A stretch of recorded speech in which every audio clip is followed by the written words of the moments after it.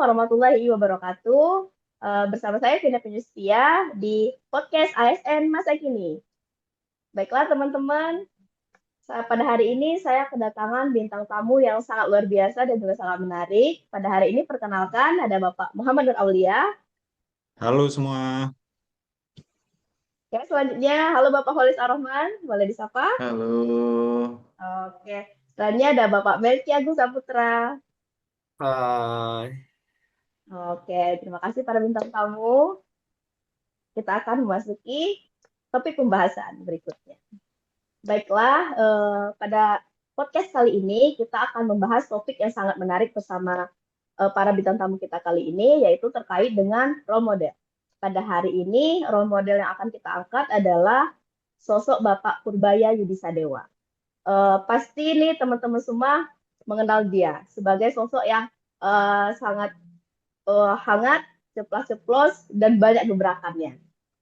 Saya akan menceritakan singkat mengenai profil beliau. Beliau adalah Purbaya Yudisadewa, Menteri Keuangan kita pada saat ini. Pendidikan beliau adalah S1 Teknik Elektro di Institut Teknologi Bandung. Kemudian beliau melanjutkan pendidikan beliau di S2 dan S3 di bidang ekonomi di Universitas Purdue di Amerika Serikat. Karir profesional beliau yang pertama ada di Field Engineer, mengawali karirnya sebagai teknisi lapangan di perusahaan migas global di Schlumberger Overseas SA di tahun 1989 sampai 1994. Kemudian beliau melanjutkan karirnya di ekonom senior, yang terakhir di ketua LPS. Itu sedikit karir profesional beliau. Baiklah, kita kembali ke bintang tamu kita pada hari ini.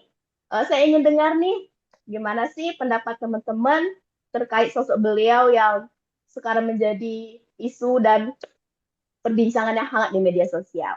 Baiklah, pertama saya ingin bertanya kepada Muhammad Aulia.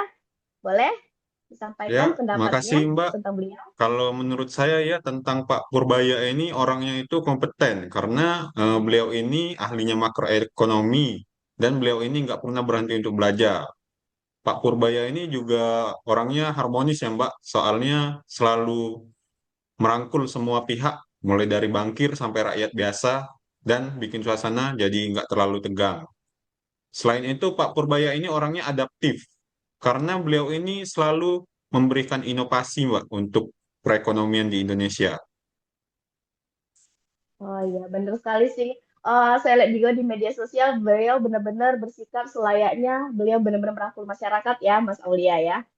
Eh, Ya, betul. Beliau sangatlah hangat kepada masyarakat, seorang yang apa adanya. Oke, selanjutnya Bapak Holis Ar-Rahman, gimana pendapat Bapak terkait sosok Bapak Purbaya ini? Ya, terima kasih Mbak Vina ya. Kalau saya lihat mengenai Bapak Purbaya ini, beliau ini adalah sosok yang sangat terbuka dan serta kolaboratif kalau saya lihat.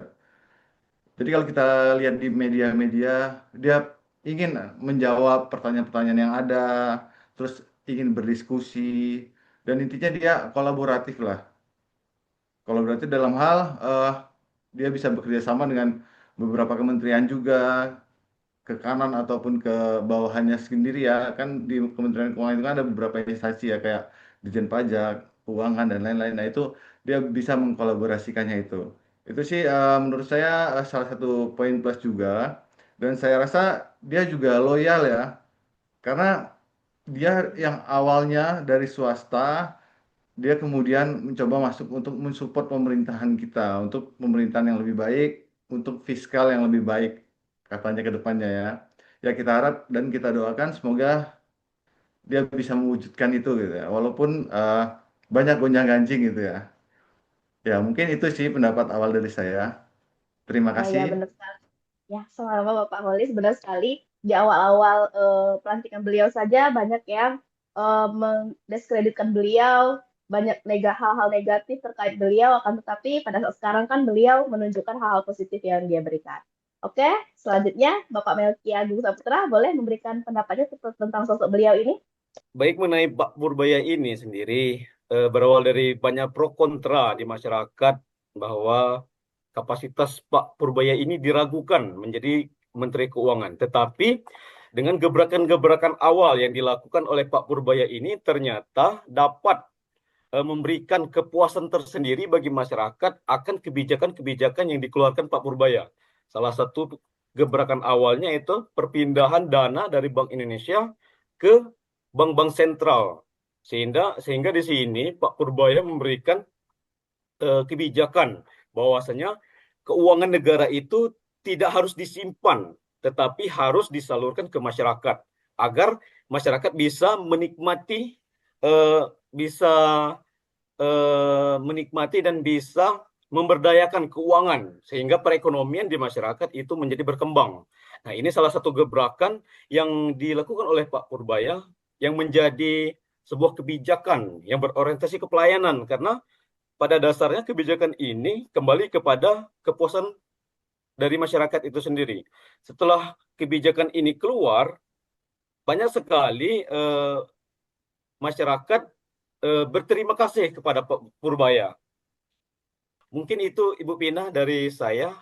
Oke, bagus, Kak. Mungkin Ya, nanti silakan. kita bahas-bahas kembali. Oke, terima kasih atas pendapatnya Bapak Melki. Saya punya satu pertanyaan nih sama teman-teman nih. Tadi kan saya ada jelasin nih dengan latar belakang beliau yang awalnya dari teknik elektronik dari awal karir beliau sampai sekarang dia menjadi Menteri Keuangan, jadi bidang ekonomi.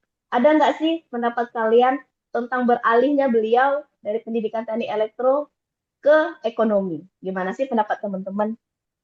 Ayo, siapa? Adakah yang ingin berpendapat atau berkomentar? Boleh? Bapak Ya, Aul, mungkin Bapak Kolis, sedikit atau dari saya ya. oke Bapak Ya, Kolis, silakan. kalau saya lihat dari statement itu, Pak Purbaya ini cukup adaptif dan tough, atau dia cukup adaptif dan dia juga berjuang ya untuk beralih dari teknik elektro itu ke ekonomi. Saya pernah dengar juga cerita beliau mengenai beliau yang belajar buku ekonomi yang sebanyak itu gitu kan. Jadi menurut beliau tuh kita lebih, karena dia sudah biasa mungkin di engineering atau di teknik, dia merasa oh teknik ini tidak terlalu susah menurut dia. Setelah dia pindah ke ekonomi, oh taunya dia harus memberikan waktu lebih untuk mempelajari hal-hal itu. Tapi karena dia berkomitmen tadi, akhirnya dia pelajari itu setiap hari dan dia berkomitmen untuk menyelesaikan studi untuk S2 ekonominya kalau saya nggak salah. Dan dia pastinya juga ada dukungannya, dukungan dari keluarga dan rekan-rekan, mungkin akhirnya dia bisa beralih lah atau memahami apa itu ekonomi atau jurusan ekonomi itu seperti apa. Yang awalnya dia anggap itu seharusnya ekonomi tidak sesusah ini sih. Oh, tahunya di luar ekspektasi, ekonomi itu lebih kompleks daripada itu. Itu sih mungkin pendapat dari saya, Mbak Vina Ya, ya. Terima ya, terima kasih. kasih Bapak Kolis. Benar banget sih, beliau orang yang sangat adaptif ya.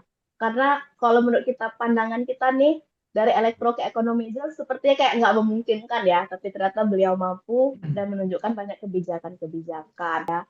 Pertama dari kebijakan beliau terkait dengan ekonomi, yang dimana beliau menyumbangkan 200 triliun dana negara yang mengendap, sehingga nanti bisa menjadikan uang tersebut menjadi apa sih kayak patokan peningkat ekonomi di Indonesia. Kemudian beliau orang yang sangat adaptif, berusaha belajar terus-menerus dari latar belakang beliau elektro menjadi ekonomi dan sekarang bahkan beliau menjadi menteri keuangan, sorry, maaf ya teman-teman ya karena bahas ekonomi jadinya ke sana. Kemudian juga beliau tadi juga menunjukkan akuntabel beliau sebagai seorang pemimpin yang sekarang beliau menduduki jabatan menteri keuangan, sehingga beliau mempunyai keinginan bahwasanya pekerjaan suatu instansi seperti Dijen Pajak Bea Cukai tadi harus ditingkatkan dengan capaian kerja yang harus dicapai, sehingga beliau dengan sekarang ini kinerja yang mungkin menurut beliau belum cukup, beliau ingin mereformasi Dijen Pajak, Bea Cukai dan lain-lain. Karena semangat beliau ingin memajukan ekonomi di Indonesia. Oke, saya ingin dengar nih teman-teman statement terakhir teman-teman terkait sosok beliau ini sebelum kita menyelesaikan podcast kita pada hari ini. Apa sih yang bisa teman-teman dapatkan dari podcast kita pada hari ini? Terus bagaimana sosok beliau dan kebijakan-kebijakan beliau? Boleh pas statementnya teman-teman? Boleh dimulai dari Bapak Melki? untuk last Ya, statement pada hari ini. terima kasih Mbak Vina. Untuk closing statement mengenai Pak Purbaya ini tentu kita kembali kepada sosok pemberani dari Pak Purbaya itu sendiri, di mana kebijakan-kebijakan yang dikeluarkan Pak Purbaya itu untuk keperluan atau kepuasan masyarakat itu sendiri. Nah, dari sosok Pak Purbaya ini kita belajar bahwa kita dalam memberikan pelayanan kepada masyarakat itu harus tetap mengedepankan kebijakan-kebijakan yang menguntungkan masyarakat itu sendiri. Dan juga Pak Purbaya ini seorang yang kompeten, yang berani terus belajar dari pengetahuan-pengetahuannya gitu. Mungkin itu dari saya, Mbak Pina. Oke, yang lain, bintang tamu kita yang lain boleh last statement-nya untuk sosok beliau ini. Vina, Oke, silakan. Pak Purbaya ini nggak anti perubahan, Mbak Vina, kalau menurut saya. Beliau ini selalu menemukan inovasi untuk menyelesaikan permasalahan-permasalahan perekonomian yang ada di Indonesia.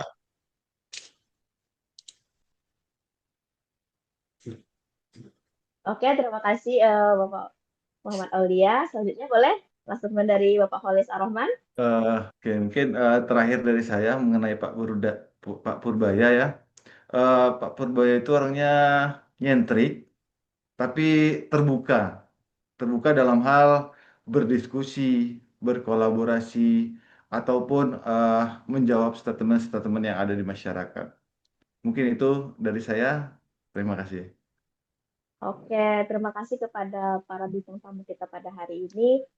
Di sini tadi kita menjelaskan beberapa kebijakan beliau, sosok beliau seperti apa, dan beliau mungkin pada saat ini ya cocok untuk dijadikan role model karena keterbukaan beliau, kebijakan-kebijakan beliau yang berani berinovasi, kemudian beliau orang yang sangat hangat dan juga transparan ya teman-teman.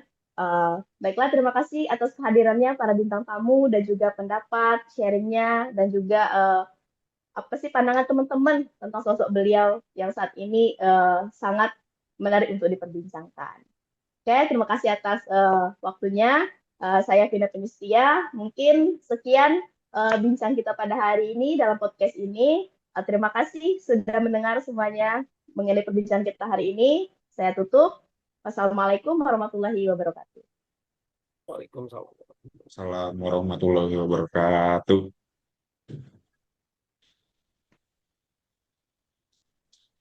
Lebih caknya Tadi apa